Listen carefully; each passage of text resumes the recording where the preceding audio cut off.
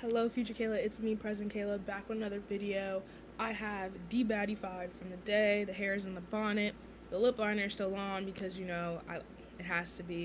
Got my little pimple patches on. It's still giving very much skin, though. And I wanted to come on here and talk about my favorite movie in the entire world. And I'm going to be talking with my hands a lot because, I got the nails in, but I'll show you. You see it? You see it. I'm going to be talking about my favorite movie in the entire world, which is Love Jones. So, I had a phase, or it's not really a phase. I feel like in general, I'm someone who enjoys movies. I love watching movies, and I watched a lot of movies when I was younger. Like, I just went on a quest to consume all of the media that came before I was conscious enough to, be aware of what it was. And so a lot of that happened over the course of quarantine from the pandemic, but I was also doing that before the pandemic, honestly, and just binge watching TV shows before school, after school, 6 a.m. I was sitting in here watching the 100 before school while I got ready for school. But anyways, eventually, throughout all of that, I came to love rom-coms, and I decided to watch all romance movies I could ever see, and I feel like rom-coms are very, white, so a lot of the rom-coms are definitely white people centered, and I think when I became more, desiring black media, actively, I, of course, knew about Love and Basketball, but, didn't really, take it seriously because I was a kid when it came out, and, when it would be on TV and reruns, so, I wasn't really paying attention. But Love and Basketball, my mom literally loves, Just Right. That movie is great. I've rewatched it now that I'm older, and I'm like, wait, this is actually one of the best rom-coms ever made. And then, long story short, I eventually found Love Jones. I don't know how. I don't want to sound stupid and, dramatic and feel like Love Jones is so slept on, but genuinely, I feel like when people think about black romance movies, I don't think Love Jones is discussed enough, and maybe I'm bugging, maybe I'm just not talking to the right people. I feel like it's always Love and Basketball, The Wood, and then the Tyler Perry movies, but, Love Jones doesn't, and then Brown Sugar, I don't think Brown Sugar also gets talked about enough, but it's, a sleeper hit. I don't like Brown Sugar. I don't dislike Brown Sugar, but, I don't know. It's not a movie that I find myself coming back to. It's enjoyable. It's not a bad movie at all. I'm not saying that, but it did not hit me the way that Love and Basketball hit me and the way that Love Jones hit me. So when I first, decided, okay, I need to center a black romance movie because as much as I love rom-coms and all their whiteness, I just, it don't look like that, So I was like, okay, I'm settled down between two movies, Love and Basketball and Love Jones. And I think I've, gone back and forth between them a lot. I never have said that Love and Basketball is my favorite movie, but, in terms, I've rewatched those movies multiple times, so I know the plot inside and out. I know exactly what's going to happen. And I know a lot of people hate Love and Basketball now, especially a lot of people in my generation are, millennial Gen Zers who, I think they're called zillennials, people who are, between Gen Z and millennials. They don't like Love and Basketball because it's, a movie about a fuckboy who never really treated her right, and then, this is a spoiler, but, you should have watched this by now, I don't care. And then, she ends up getting with a guy that, only really got with her because his career was trashed, because he tore his ACL, and, he really honestly never gave a fuck about her. Is basically what people are saying. I don't feel that way about Love and Basketball, and I really don't want people to make me hate Love and Basketball. I understand why other people don't like it, but me, I'm just gonna, close my eyes and close my ears because I love coming-of-age movies that cover a course of time, and this is gonna get me into Love Jones a little bit. But I love any type of media, movies, any type of, media, why did I say that again? Any type of movie or TV show that covers a relationship building over the span of time, and they become different people, they meet different people enter and leave their lives, and I love watching stuff like that. That's why Normal People is one of my favorite romance anything. It's just it's great. It's really Normal People is perfection. Oh my god, because I feel like there's so much included in it aside from romance. Like, even if you weren't watching for like Marianne and Connell's like romantic relationship, their friendship is just so great, and also the independent struggles that they go through. But this is not about white people in their media. We're talking about black people right now. So back to Love and Basketball. I really loved that movie because I love seeing Monica and Quincy go from like being little kids to being in college. I mean, to being in high school, to being in college, and then to being adults, and like all of those things. And this is low-key turning into a Love and Basketball praise, but I know people don't want to hear that. But I really love the scene where Monica is losing her virginity to Quincy, and they're in her childhood bedroom, and This Woman's Work by Maxwell is playing, and she looks down at his shit, and she's like, damn. That is just like, oh my god, like that is I love it. Like, I can turn the movie off after that point, because I don't think anything good happens after that point, honestly. And then like end where they have a baby, and like he's like now like he's the trophy husband and sitting on the sidelines. I rewatched that like tiny 2-minute clip over and over, and then I just found out there's a post-credit scene where the baby is like throwing a basketball into the basketball hoop. I need a whole series of like them after. I need more, but I know people don't like the core of their relationship. So then we get into Love Jones. We're finally into Love Jones and why I love Love Jones. So Love Jones is about two kind of creative people. So, and I'm gonna blank on their fucking name. Darius Lovehall and Nina, my bad. Got it confused with Nina Mosley. And Nina is a photographer and Darius is a writer. He just published a book when the movie starts, or he's about to publish his book, but he's a writer. So they're both two black creatives, and they meet at this like poetry slam spoken word bar night thing that happens, and then that's where their relationship begins. This is gonna be hella spoilers, so if you've not seen the movie, it's so old I cannot have the patience for that. And then Nina has just gotten out of a serious relationship, so when the movie opens, she's like, fuck love, like, I'm not falling in love, I'm over it, I don't want any parts. Darius is like the hopeless romantic type, and I think when he falls pretty hard. So he had like tried to like approach Nina, and she was really not having it. She's like, no, I don't want to date you, no. And there was a weird part where he showed up at her house after he got her address from the record shop where his friend also works at, after she said she didn't want to go out with him. So that was weird, but we're not gonna stress about that too much. That was kind of the only real weird part to me. So then, and I want to just explain the whole movie so that you can understand, so I can go back and nitpick about it. So you need to have watched this movie, or you need to be okay with knowing what's going to happen. I feel like even if you know what's going to happen, you should still watch it. So watch this, come back to this. So yeah, then I was starting to rewatch it like a couple days ago, then I stopped midway through because I got distracted. So I'm trying to remember because it has been a little bit of a minute. Then, okay, so they agree, she goes on a date with him. You know, they end up doing the do on the first day, and this bitch was like, his dick spoke to me. I said, huh? What? And her friend, she was saying that to her friend in a taxi cab, and her friend was like, what did it say? And then she was like, Nina, and that's her name. Anyways, so then, Darius is obviously like head over heels for her, but Nina is kind of still like, I don't think we should, do all of that. But then they start like dating consistently, but then her ex-fiance, who she left, I don't remember where she came from. I think they're based in Chicago, and so maybe she goes somewhere else. Maybe, I want to say Detroit, but I could be lying. Her ex-fiance comes back and it's like, I want you back, come come home. And so she ends things with Darius. She's like, I'm gonna go like, just fill out some things with my ex, because, we're just hooking up, right? And she kind of wanted him to say, like, no, I want this to be more. But Darius, out of, like, fear of looking stupid, he was like, yeah, this is just hooking up. Like, it's not that serious. It's whatever. So she's like, right, it's not that serious. It's whatever. So this little miscommunication trope happens. And then Nina goes to live with her ain't shit fiance. And her fiance proves exactly why she loved him in the first place, because he's not shit. He doesn't respect her passions, or whatever. He's just not a great person.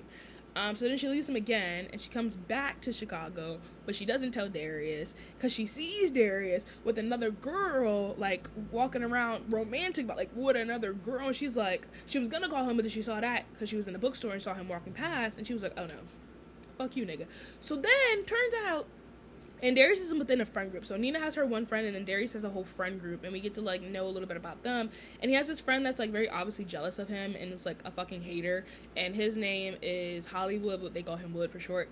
And so Hollywood is annoying as fuck. But Hollywood sees Nina out at the same club they went to with her friend.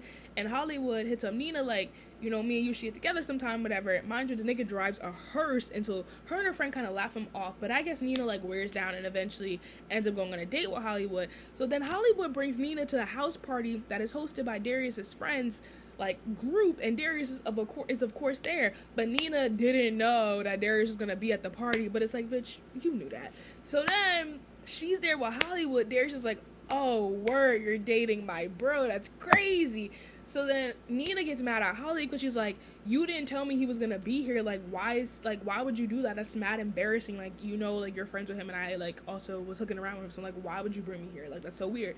And then Hollywood is like, well, bitch, you knew he was gonna be here. Like, you could have not known that. So whatever. Like, I don't even know why we arguing. So Nina's like, no, you need to take me home. Hollywood's like, no, I'm not taking you home, bitch. You could walk. And she's like, are you serious? And he's like, I'm dead ass. He goes back in the house. Nina leaves, and mind you, it's late at night. It's probably like 11 o'clock later at night, Chicago. She's walking home. Darius is like, where's Nina? Holly was like, I don't know, like, she for the birds, like, she could go. And then Darius is like, why would you leave her outside? He gets all protective, and he's like, what's good with you? Like, what's wrong with you? So he goes, and he chases after Nina, and Nina is like, he's walking behind Nina. He's like, low-key, like, that was the second weird thing, because I'm like, Nina, why would you fuck his bro? Because it's not like he did anything. He didn't do anything wrong to her. Like, he genuinely, outside of, like, not saying that he wanted to be exclusive with her because there was, like, a miscommunication, he didn't do anything that would have, like, I don't know, like, justified her messing with his bro. Like, I support women's rights and wrongs, but damn, bitch. Because she was still giving him the cold shoulder. I'm like, baby, if anybody should be giving him the cold shoulder or giving cold shoulder, it's him to you. And he low-key said that. And then she was like, she's still mad because she saw him with that girl. And so he's like, I don't even know why he was doing this, basically. And then she bursts out, well, yeah, I saw you in that girl. And she didn't say that directly, but he was like, what girl? Like, what are you talking about? And then she gets in the cab and leaves, and he's like, Lisa. And then it clicks, and then he's like, oh. And then I don't remember what happens. I don't, like, they eventually start talking again. I forget how. I need to go back and finish watching the movie. But then another instance of, like, miscommunication happens between them, and they end up parting, and then Nina leaves to go take a job in a different city for a year. And then she comes back a year later, and then no, because there's a whole thing with Darius trying to get with her again, like, chase her train and everything, but that trope kind of fails because the train leaves. He couldn't get to her in time. So then Nina goes away for a year, and then this is the end of the movie, mind you. And a year later, she comes back again. They meet at the same spot where they, like, first met with the slam poetry shit. And then they both decide, like, they kiss in the rain. They're like, okay, yeah, I want to make this work with you. Let's make this work. And the movie ends. And that is Love Jones in a 2-minute summary. And it is my favorite movie of all time. Like, it is my favorite movie of all time, bitch. Because it is just so me down. There's a music video someone made to Wasting Time by Brent Faiyaz and Drake, and it is basically chopped up clips of Love Jones, and I like, perfect. It just makes so much sense, because basically Brent Faiyaz in the song is like, he's saying, like, if you want to waste time with someone, like, waste time with me. And that's basically the premise of the movie. Well, not the whole movie, but that's how Nina and Darius's relationship gets started, because she's like, fuck love, like, I'm not doing this. Me and him could just kick it. We just kicking it, but I'm just wasting some time until I figure out my next move, basically. And Darius is like, she's telling that to Darius, but again, he not really getting it. And so he's like, yeah, just waste your time with me. Like, it's all right. Like, we gonna get there eventually. You just don't know that, but we gonna get there, but that's all right. And in most cases, I would be like, ew, that's icky, because she's telling you she don't want to do the 1-2, but you saying, not like that, but like, she's telling you, like, it's just the 1-2, we not doing the 3 and the 4. And he's like, yeah, just the 1-2, like, no worries. But he secretly wants to do the 3 and the 4, you know what I'm saying? So usually in real life that would be an icky situation, but Lorenz Tate is just so fun. Like, I just when they had, like, first hooked up, and then she woke up to him shirtless in some Levi jeans, I think, cooking her a fucking omelet. Oh my god, that was my wallpaper for a good part of my 9th grade year. Lorenz Tate with his shirt off and them blue jeans on above the stove. That shit was my coming of fuck. That was one aspect of my sexual awakening. And I hope that's not too much to say. But oh my god. Like, oh my god. Let me take a deep breath. I get so passionate. I love this fucking movie, like, and I've been holding it in because I'm just like, how do I say this in a way that's just like, that's provoked? Like, how can I like justify talking about this? And there's just no way to do it except for just talking about it.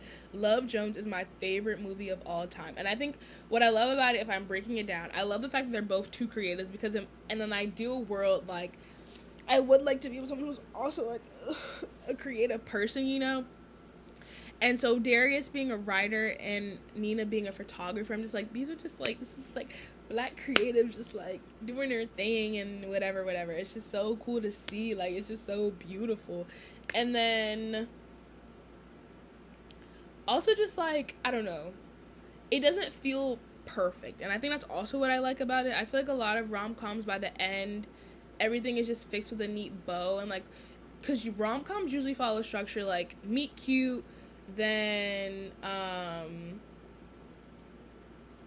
a little bit of resistance to the relationship, but then eventually they get in the relationship and are doing it, then some type of miscommunication, then they break up, then one person realizes, I want to be with you, and then they decide to get together, and then everything is tied with a neat bow at the end. And Love Jones basically follows the same thing, the same theme, essentially, but I kind of, like, we spent so much of the movie with them not actually being together, I feel like. And I think that's also the case with a lot of rom-coms, honestly. But, like, there is a good chunk of the movie where they're, like, not even interacting. And that's what I also really like about Normal People. And I think I like Love Jones because of the other themes that I see, like, shown in other films, which is, like,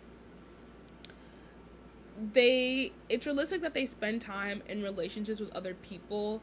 And, like, I think when Darius was in his relationship with Lisa, I honestly didn't like Darius as a person, honestly. I thought he was treating her, like, kind of just like an accessory. Like, not too much of, like, he wasn't saying anything bad about her, but he clearly wasn't passionate about his relationship in the way that he was compared to when he was, like, pursuing Nina. That's why I'm like, who is this man? But also, like, we saw with him getting his book, it was kind of getting to his head a little bit. And I think he needed to be humbled, and I feel like Nina was the thing that was low-key helping humble this nigga, because he was kind of, like, he was doing a lot for him. He was getting a little too big for his bridges. And then with Nina, I think I love a woman who is just, like, has some type of flaws. Like, I really do, because it's realistic. Like, Nina really is an interesting character to me. Like, even if Darius wasn't a fact, even if the shit didn't even go anywhere, I could watch a whole movie about Nina. I want to know more about how she got into photography, why she likes photography, her relationship with her fiance a little bit. Not too much, though, because I really don't care about that nigga. Nina is just such a, like, interesting character to me.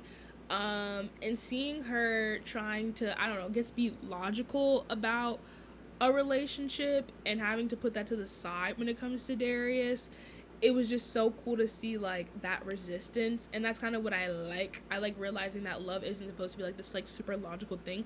Like, of course, use your fucking senses in, like, some degrees. Like, sometimes niggas really aren't shit, and you should probably, like, open up the membranes and start, like, you know, cranking some gears together. But I think in a lot of ways, I like media that shows that we can sometimes be too logical about things regarding romance when it's not about logic, it's about your heart, it's about what's happening right here. And so seeing Nina obviously have a strong connection with Darius, but still go back and, like, kind of, like, finish some business with her ex-fiance, but also when she goes back to Chicago, or wherever the fuck she lives, because I think they're in Chicago, when she goes back to live with her fiance, it's a completely different Nina. Like, she feels more corporate, and I didn't honestly pay attention to what job she was doing there. I don't know if she was still doing photography. I think she was trying to find some gigs and it wasn't working out. I might be wrong though. I generally don't remember, because when I first watched it, I was just in it for the romance, and then as I watch it more, now I care more about the background characters and everything else. But she was, like, more corporate, it felt like, and her fiance was also super about work. Even the apartment they lived in was so, like, Nina was house sitting in someone else's apartment, But that apartment felt a lot more cozier. It felt more like, it felt sophisticated but still like warm compared to their apartment with her fiance in whatever city they were in. It felt so cold and like honestly really fragile. Like it could just be like broken in half like cardboard, but everything was like white walls, white cabinets, like everything was so fucking frigid. And so, and then her fiance got mad because she ate the last of the Compton Crunch. She was like, I'm sorry, I just had a bad day. Like, you know, nigga comes home, he just wants some Captain Crunch in a cabinet. And it's like, fucking serious right now? Are you serious? So that was weird. And then she leaves his ass, and she leaves her wedding ring on his pinky finger, and she says deuces, and I fucking love that. I love it so bad. And even just, like, overall aesthetic of the movie, I don't think I'm someone that's too, like, obsessed about the 90s. Like, I'm not. I know some girls go really hard for the 90s, as they should. A lot of respect given to the 90s. It's a beautiful, beautiful time. But I think sometimes, like, it can get a little cliche and just, like, really, like, surface level, like, this is the 90s, you know, hoop earrings, flannels, all of the, like, because the amount of 90s days, dress down days that I've had in school, and the amount of times I had to go on Pinterest and look for some shit for 90s day, I'm tired.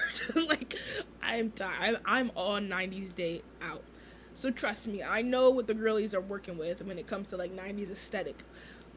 But this movie, like, it just, like, it's beautiful. Like, it feels, I don't think timeless is the right word, because it is very of its time, but it feels of its time in a way that doesn't feel cliche. Like, you know what I'm saying? Because it was made during the 90s, so it's not, like, pretending to be that or anything like that. But it just feels so raw and real. Like, I don't know. Love Jones is an amazing movie. What do I do? Like, do I get it tatted on me? Like, I already saved the music. And then I realized that I could save the playlist, because the soundtrack, my bad, of the movie to my Spotify and listen to that. And just, like, listening to that, it just calms me. Like, when I watch Love Jones, I just feel so calm. Even though, like, the characters are so chaotic, because, like, even Darius's friends, like, his one friend who I don't know his name, but it's played by the dude from Grey's Anatomy. I know he probably like, bitch, I did all that shit and you don't know my name, because he's arrogant as fuck. But yeah, him from Grey's Anatomy, Isaiah T. Washington, I don't know. He's in it, and he's having some issues with his relationship with his wife, and that's also kind of in the background. And then Wood is just a weirdo who's jealous of his friend, and it's just a great movie. Like, I don't know. I need to finish watching it again, because I was just so excited to talk about it that I didn't finish watching my rewatch. But I've seen it so, like, I told you the fucking whole premise of the movie. I've seen it. But I think watching it again with new eyes. But just, like, their dates, too. Like, Darius and Nina's dates. When they went to the Ray dance hall and they were just dancing, like, you can't do that anymore. Like, you really, like, maybe you can, but, like, I really don't think you can. Like, just to say, let's go dancing, that don't happen anymore. I'm just like, what have we lost? Like, there's so many of their dates were dancing dates. I love dancing in my room. Like, it's just, like, you know how I feel about it already. So, just seeing that, I'm just like, they're just having so much fun. And then, I also like Darius's motorcycle. Like, it's just cool in a way that doesn't feel like it fits with his character, but also just gives him a little bit of edge, too. Like, I don't know, Darius to me just seems so nerdy and, like boy next door, but so the motorcycle, him having a motorcycle is just like, oh, like, it's interesting, it's grown, it's sexy, you know, it's giving a girl something to work with. So that was cool. What was their other date? They also had the little photography. Actually, you should watch the movie to see that part. And in the scene when, oh my god, when he's like, I already know all your bits and whatever, when they come back from their date after they start dating again, and she's like, no, I don't want you to, like, we can't, you know, hook up again, because, you know, I want you to wait for something. I don't know. She said it in a better way. And he was like, no, we don't have to wait. Like, you know, I already know what you look like. Like, let me just, you know. And then they're both cold. No, they're both hot. And then eventually he comes up. It's just a great movie. I think you should watch it. But yeah, I just need to cement my love for Love Jones. Like, if ever you ever wondered, you know, what is Kayla's favorite movie ever? Like, if Kayla had to choose a movie to watch over and over and over again, what would it be? It would be Love Jones. And my generic answer to people when they ask me what my favorite movie is, I say Grease.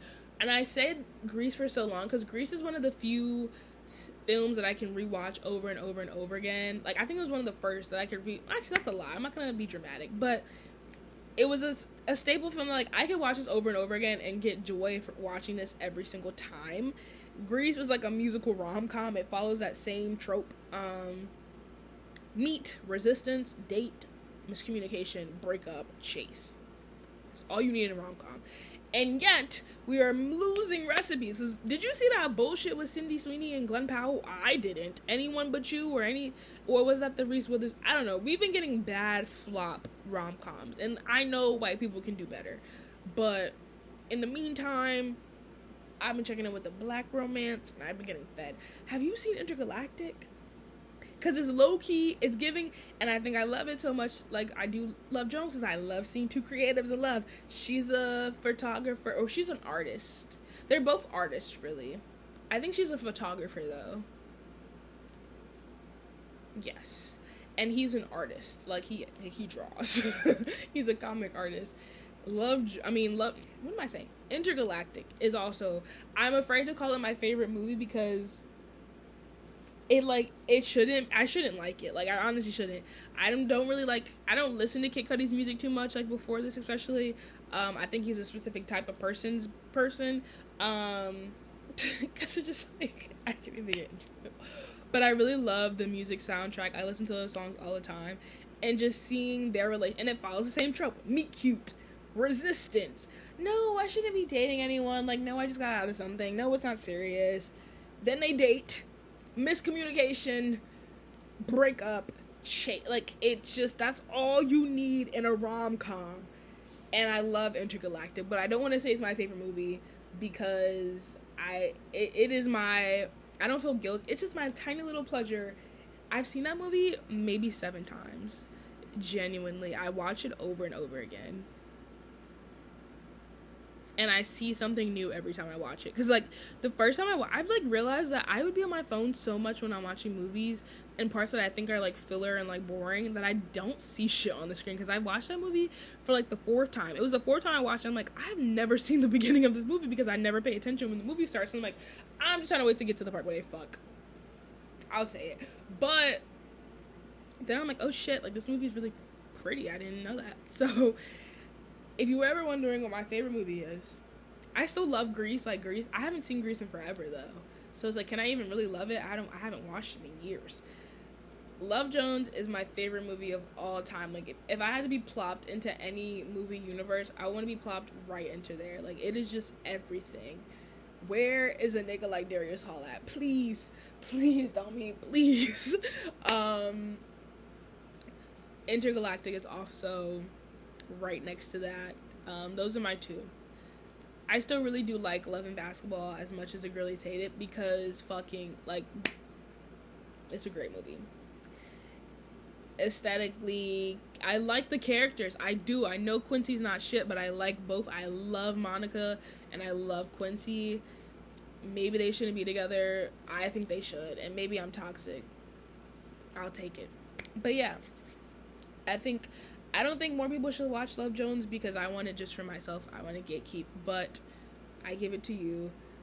I will not take any criticism of the movie. I don't want to hear shit. I don't want to hear any think pieces like, well, actually, Darius is weird. No.